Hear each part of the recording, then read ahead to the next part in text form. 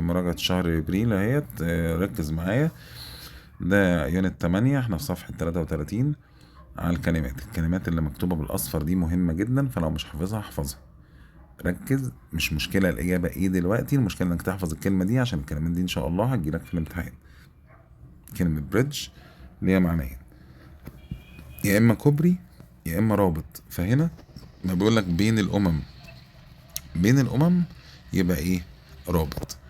طيب، اتنين، كلمة words يعني كلمات، الكلمات الحريصة بتغير آراء الناس. ماشي. تلاتة، كلمة greetings، احفظها الكلمة ديت، يعني تحيات، فالناس بيتبادلوا exchange greetings، يعني تبادل التحيات.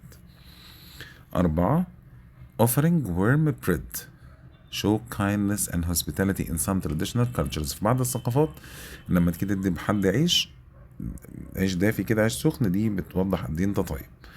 اعرف المعلومة واحفظ الكلمة. السمايلنج، الابتسام والمشاورة بالإيد، دول اسمهم جيسترز، والجيسترز يعني حركات بتعملها بإيدك من غير ما تتكلم. ستة، مديتيشن، أول كلمة دي معناها التأمل، عشان كده اخترنا كلمة spiritual يعني حاجة روحية. طيب، سبعة، mutual respect يعني الاحترام المتبادل، ده بيعمل ايه؟ بيعمل انسجام ما بين الناس، فانسجام اسمها harmony. تمانية، كلمة رود اللي احنا مختارها ديت معناها وقح او سافل، فانك تتكلم باسلوب كده سافل فده وحش في معظم المجتمعات. طيب، تسعة، disinterest يعني مفيش اهتمام، بيوضح عدم الاهتمام. عشرة، كلمة بيس يعني السلام، السلام بين الأمم. 11، مفيش وقت تضيعه كتير، اكتب الكلمات اللي انت مش عارفها ديت، لو عارفها تمام، مش عارفها اكتبها واحفظها، وربنا يرضيك ان شاء الله ويرضيني فيك ويرضي اهلك كمان فيك يا رب. true understanding يعني التفاهم الصح بيجي من الاستماع الكويس. 12، affirm handshake، handshake يعني السلام بالايد لما يكون حاسم كده بيبقى شيء ايجابي يعني. 13، building bridges يعني هنا مش بناء الكباري، بناء الروابط، عشان بقول لك التعليم بيلعب دور مهم في بناء الروابط. 14، technology improves connection between people، يلا حط خط على كلمة connection و between يعني العلاقة ما بين الناس. 15، كلمة lack يعني نقص، و confidence يعني الثقة، نقص الثقة بيأثر على الأداء الاجتماعي. 16، حط خط تحت كلمة harmony و strong harmony يعني الانسجام القوي. 17، maintaining balance يعني المحافظة على التوازن، maintaining المحافظة و balance التوازن. 18، inner feelings يعني المشاعر الداخلية، لما بتكتب دايري يعني مفكرة، دي بتخليك تعبر عن مشاعرك الداخلية. 19، clicking the correct link انك تدوس على الرابط الصح بيوفر لك وقت كتير بدل ما تقعد تعمل براوزنج. 20، students الطلاب obtain، اكتب obtain يعني يحصلوا على knowledge المعرفة. 21، countries commemorate، اكتب commemorate يعني تخلد ذكرى، عرفت منين؟ من كلمة events، تخلد ذكرى الأحداث التاريخية الهامة. 22، people 22، we honor people، احنا بنكرم الناس اللي بيساهموا بإيجابية في المجتمع. أكيد شايف الإشارة اللي أنا بشاورها، وكل كلمة بشاور عليها بقول معناها لو عايز تكتب. saying namaste، في الهند كلمة ناماستي دي تحية باحترام، اسمها ناماستي، وتهز راسك كده وانت بتقولها. طيب، many writers الكتاب بيستخدموا poems يعني القصائد عشان يعبروا عن أفكارهم ومشاعرهم. 25، الطلاب لازم يحفظوا memorize يحفظ القواعد والدروس. 26، good communication التواصل الجيد. 27، حط خط تحت كلمة think، think ده فعل وبعد الأفعال بيجي أحوال، والحال ده يعني كلمة آخرها ly، ف differently. 28، families celebrates special occasions، تحتفل بالاوكيجن. بص كلمة اوكيجن مناسبة، فبحتفل بالمناسبة. في بعض الثقافات الكلمة اللي انا بعلم عليها بالبوينتر ده الاحمر هي اللي بقول معناها وفترجمها معايا. في بعض الثقافات الناس بينحنوا علشان يحترموا بعض. باو. 30 friendliness يعني الصداقة، بتنشأ من البيئة الترحابية في المدرسة. 31 respectful dialogue helps in building bridges بناء الروابط. 32 soul يعني روح، يعني many people believe the soul إن الروح بتتمثل في إن a person's inner self من جوه شخصك. 33 voices يعني أصوات، الأصوات المختلفة بنسمعها، دي حاجة صحية في المناقشة. طيب life challenges يعني تحديات الحياة. 35 cross cultural experiences increase understanding and tolerance among people لما تتبادل الثقافات. cross cultural. personal growth النمو الشخصي. 37 curiosity يعني الفضول، بيشجع الطلاب ان هم يكتشفوا افكار جديدة ومعارف جديدة. الميديا ليها influence تأثير على الرأي العام. 39 positive interaction، اكتب interaction يعني التفاعل الإيجابي. 40 art helps people express، الفن بيساعد الناس ان هم يعبروا عن أفكارهم ومشاعرهم. feeling belonging الشعور بالانتماء، احفظ الكلمتين دول مع بعض. ايه في دول بيوضح الأدب في الحضارة الآسيوية. bowing الانحناء. ايه في دول the common greeting تحية مشهورة في اليابان، الباو ينحني أو الانحناء هنا بقى. ايه في دول البوسة على الخد، دي حاجة ودودة في بعض الدول منها مصر مثلا. 45 a deep conversation يعني المحادثة القوية العميقة بتعمق العلاقات بين الناس. 46 the depth of knowledge عمق المعرفة. 47 a powerful speech الخطاب القوي، تحفظ الكلمات دي مع بعض الله يرضيك. 48 journalists work for the press، اكتب press يعني الصحافة، يبقى الصحفي بيشتغل في الصحافة. 49 cultural diversity يعني التنوع الثقافي. 51 العلماء observe يعني بيلاحظوا. 52 respecting local customs احترام العادات المحلية. 53 cultural event يعني حدث ثقافي. 54 the school organized international conference يعني مؤتمر دولي. 55 لازم تلبس هدوم مناسبة اسمها appropriate يعني مناسبة. 56 جريد ده فعل يعني يحيي، وقلنا الأفعال بعدها أحوال يبقى اللي آخرها ly. They had a long friendly conversation يعني محادثة، وfriendly يعني ودودة. احفظ الكلمة اللي جاية دي مع اللي جنبها، حط خط تحت reflect وon معناها ينعكس. perform songs يؤدي أغاني. share food يشارك الطعام. gain understanding يكتسب التفاهم. personal experiences التجارب الشخصية. باو ده فعل وبعد الأفعال أحوال يعني صفة آخرها ly. good teacher المدرس الكويس بيأثر على النمو الشخصي للطلاب. think ده فعل والأفعال بيجي بعدها أحوال يبقى صفة آخرها ly. طب زي say namaste، هما بيقولوا namaste عشان يحيوا الضيوف. طيب حط خط تحت كلمة build bridges with words على بعضها. بنعمل روابط. اللي بعدها حط خط تحت كلمة friends وبتيجي مع كلمة make friends. طيب 69 direct connection اتصال مباشر. طيب 70 effective communication معناها اتصال فعال.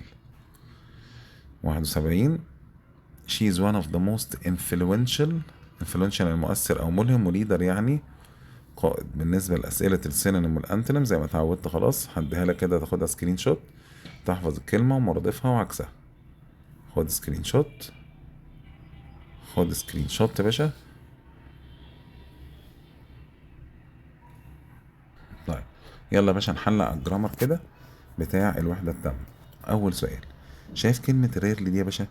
بص بقى يا صديقي كلمة rarely ونيفر وسكيرسلي وهاردلي أكيد بتكتب ورايا وسو rarely وسكيرسلي وهاردلي وسو ونيفر لو جم في أول الجملة الزق فيهم فعل مساعد ثم فاعل. احفظ اللي بقوله الزق فيهم فعل مساعد ثم ايه فاعل. طب هنا يبقى هي دي غلط عشان هي فاعل هو وتبقى هي دي غلط. فاضل is he و does he. طيب rarely is he seen without a look in hand. ليه اخترت is؟ عشان المعنى. is he seen يعني يكون مرئي مش يفعل مرئي ومبني المجهول كمان. طيب 2 حط خط تحت كلمة no longer دي اكتب معناها لم يعد. طب no longer بيجي بعدها ايه؟ يا مصدر اخره اس. مع المفرد بنختار المصدر اللي اخره اس. السؤال الثالث during weekends اثناء الاجازات he is usually. طب ليه ما اخترناش usually is؟ بص كده always و usually اكتب معايا always usually و sometimes و often بيجوا بعد am و is و are مش قبلهم بيجوا بعد am و is و are. السؤال الرابع حط خط تحت until. لو انت مركز بقى في الوحدة اللي فاتت قلنا until بيجي بعدها had والتصريف الثالث وقبلها ايه؟ ماضي بسيط. فانت هنا هتتخض تشوف until مفيش had اصلا في الاختيارات. ايوه عشان دي قاعدة تانية. until هنا جاي قبلها want دي اللي هي اختصار will يا معلم. لما until يجي قبلها will يجي بعدها مضارع بسيط. طب المضارع البسيط ده شكله عامل ازاي؟ يا اما مصدر زي play او مصدر اخره اس زي plays او am و is و are والتصريف التالت لو الجملة مبنية للمجهول. فبما ان هنا كلمة solution يعني حل والحل مش هيلاقي نفسه فيبقى الحل هنا مفعول يبقى هنختار am و is و are وتصريف تالت. 5 علي works and collaborates. بص خد الملحوظة دي كده شايف كلمة and دي الكلمة اللي قبلها والكلمة اللي بعدها لازم يكونوا شبه بعض. يعني ايه شبه بعض؟ يعني الكلمة دي اخرها اس يبقى الكلمة اللي بعدها اخرها اس. قبلها اي دي يبقى بعدها اي دي يبقى اند دي شبه المراية. طيب تعالى احنا مش بنحل بالترتيب في الجرامر احنا بناخد افكار. it's his habit. شايف كلمة habit دي بيجي بعدها to والمصدر. it's his habit يعني عادته بيجي بعدها to والمصدر. السؤال الثامن she never forgets. طيب ليه ما اخترناش الاولى؟ عشان she عايزه فعل فيه اس فهنا مفيش اس. طب ليه ما اخترناش التالتة؟ عشان برضو عايزه نفس الكلام. طب ليه ما اخترناش الاخيره؟ ما فيها اس اهي. never بتيجي قبل الفعل مش بعده فهنا هي جايه بعد الفعل لا احنا عايزينها قبل الفعل. جميل. طيب السؤال التاسع هنحط خط تحت كلمة but now. كلمة but now دي بيجي بعدها مضارع. بيجي بعدها ايه؟ مضارع. طيب وبيجي قبلها ماضي يعني شوف الماضي اللي قبلها ايه وخليه بعدها مضارع. طب هي قبلها didn't ماضي. طيب يبقى عايز بعدها مضارع. المضارع بتاع did. المضارع بتاع did يا do يا does. طيب في هنا اتنين بقى في doesn't و does. خد بقى معلومة حطها حلقة في ودنك. كلمة بطناو دي لو قبلها منفي زي كده يبقى لازم بعدها مثبت يبقى الإجابة هتبقى does. طب never لسه شارحينها فوق، بيجي بعدها فاعل وفعل are they. gymnastics is ليه يا بروف اخترنا is؟ اي كلمة اخرها اي سي اس يا رجالة تبقى مفرد، واي كلمة مفرد الفعل اللي وراها بيبقى فيه اس. طب كده عندي is وهاز. المعنى بقى الجيم هو هوايتها المفضلة، يبقى is. جميل. طيب trousers يعني البنطلون. اي حاجة يا رجالة بتبقى اتنين مع بعض، يعني اتنين مع بعض، يعني البنطلون لازم ليه رجلين، النضارة لازم ليها عدستين، الشراب ليه فردتين. اي حاجة فيها اتنين على طول تبقى جمع. جمع يعني تاخد فعل اللي من غير اس، يعني مش از ومش هاز، يا ار يا هاز. معلش جالي مكالمة تليفون. طيب سيزرز المقص. المقص يعني حاجتين قصاد بعض، لان لو حاجة واحدة يبقى سكينة مش مقص. يبقى مش از عشان از مفرد، ولا هاز عشان مفرد، عايز يا ار يا هاف. طيب المقص له عدة استخدامات، مش يكون عدة استخدامات. طيب بص، في السؤال رقم 18 لو حابب تبقى تفهمه باستفاضة بفهمه مني، هو ده سؤال تراكمي اسمه سؤال مزايد. هقول لك بس المعلومة وبعد كده لو حابب تفهمه ابقى اسألني لما تشوفني ان شاء الله. كلمة I am لما اشوفها هنا واشوف هنا كوما وهنا علامة استفهام، يبقى ده اسمه سؤال مزايل وبيتحول اوتوماتيك لارنت اي، وهنا معناها أليس كذلك. طيب سؤال رقم 19.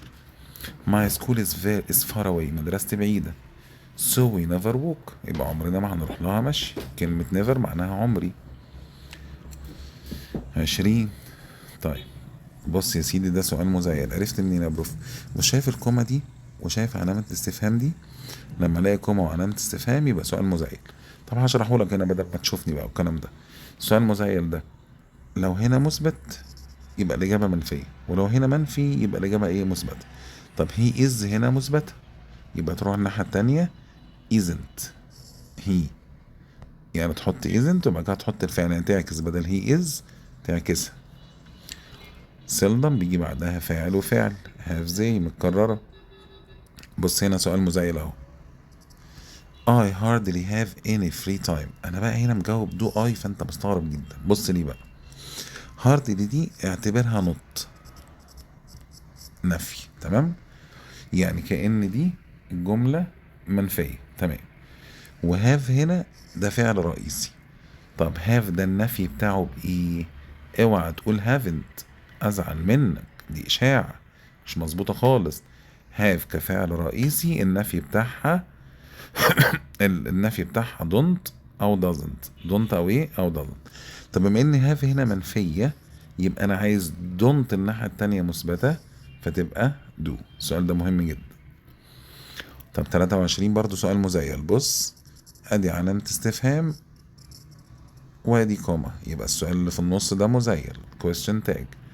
لو الجملة الأولى منفية زي كده، بص الجملة دي منفية بنو، يبقى الناحية التانية تروح مثبتة، يعني مش دي. طيب nobody wants. بص بقى احفظ المعلومة دي، كلمة nobody في السؤال المزيل تحول إلى زي. طيب اللي بعدها everyone. اكتب الملحوظة دي لنفسك.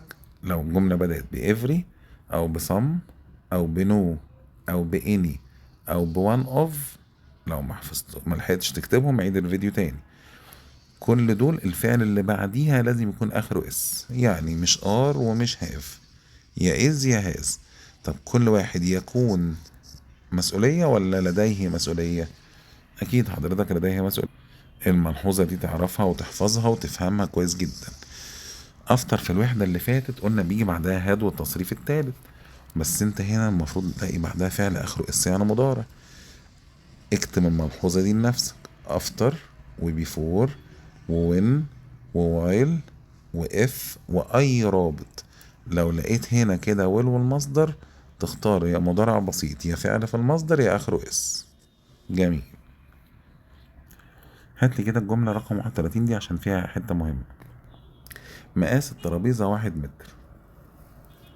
طيب مبدئيا مقاس الترابيزة 1 متر، هل ده متغير ولا ثابت؟ ثابت. اي حاجة ثابتة ما بتتغيرش بتبقى مضارع بسيط. يعني ربنا موجود، ده ثابت، مضارع بسيط. اي مضارع بسيط يعني يا فعل في المصدر زي ده، يا اخره اس زي ده. اي والجمع بياخدوا ده، وهي وشي وإت والمفرد بياخدوا ده. وبما ان الترابيزة مفرد فهتبقى الاجابة measures. بص السؤال اللي بعده على طول، بقول لك شكرا ان انت عملت الوجبة الحلوة دي، شكلها حلو، تبدو جميلة. خد معلومة كده حطها حلقة في ودنك. اي فعل ما فيهوش حركة، يعني ايه ما فيهوش حركة؟ يعني ما فيش حركة معينة بتعملها عشان تمثله. يعني مثلا كلمة ياكل في حركة بتعملها، يشرب في حركة بتعملها.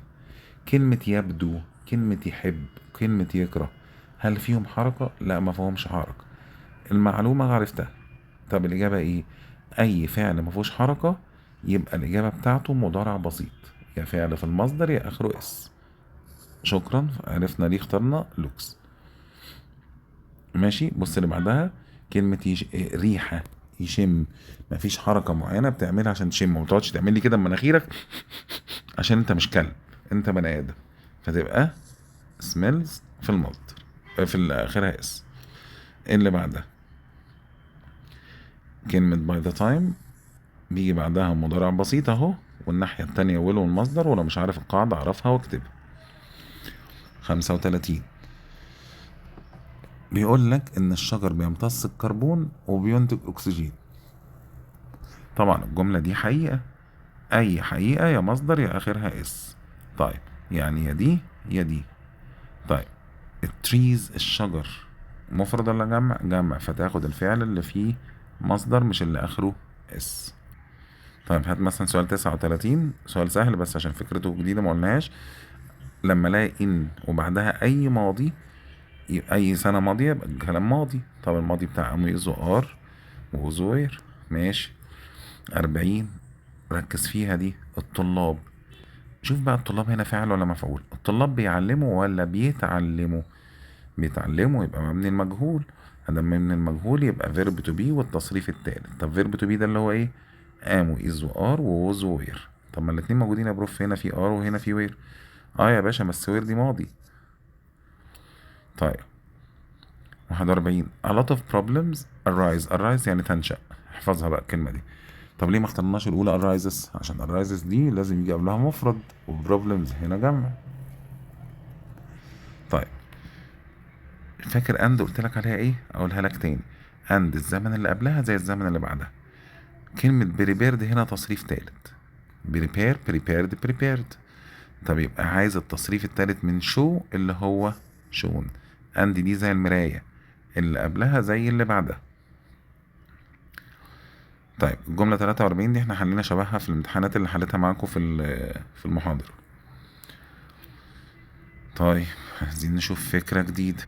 هي مش جديدة، هي برضو سؤال مزيل بس هفكرك بيه وأكد لك عليه. لما تلاقي الكوما هنا وعلامة استفهام هنا يبقى ده سؤال مزيل. لو ده مثبت يبقى الأولى منفية. النفي من does doesn't. طيب هات 49 ده عشان فيه فكرية حلوة كده.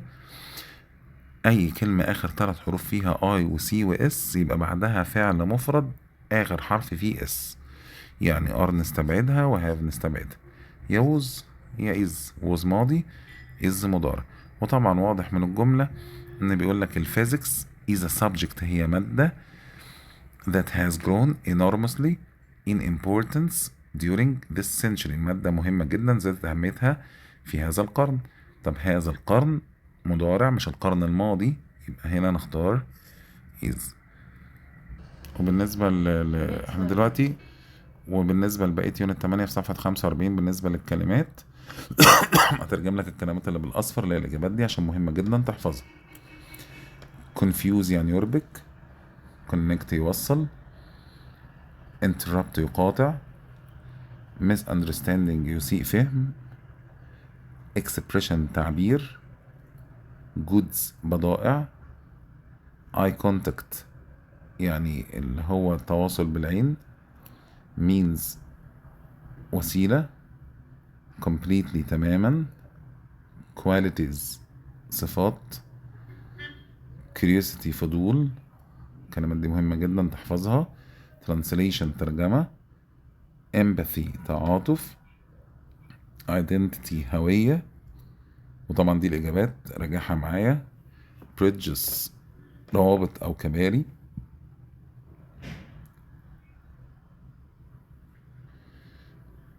jot down معناها يدون. treasure معناها كنز. tone نبرة صوتك. relationships يعني علاقات. cycle معناها دايرة. primary أساسي. primary factor يعني عامل أساسي. minds يعني عقل. heart يعني قلب. harmony يعني انسجام. exchange يعني نتبادل الأفكار. native يعني متحدث رسمي للغة. promote يعني يرقي. global يعني عالمي أو دولي. poetry يعني شعر. beat يعني يضرب ويهزم وإيقاع. وروتين هنا معناها يهزم، الفريق بيشتغل بجد عشان يغلب المنافسين بتوعه. طيب chat يعني chat على واتساب مثلا. actors use facial movements يعني حركات الوش أو حركات الوجه. طيب foreign tongues يعني لغات أجنبية. tongue لوحدها يعني لسان، بس foreign tongue يعني لغة أجنبية. button يعني زرار، بندوس على الزرار عشان نفتح الكمبيوتر. pace يعني وتيرة أو أسلوب سريع. expressive معبر. experience خبرة.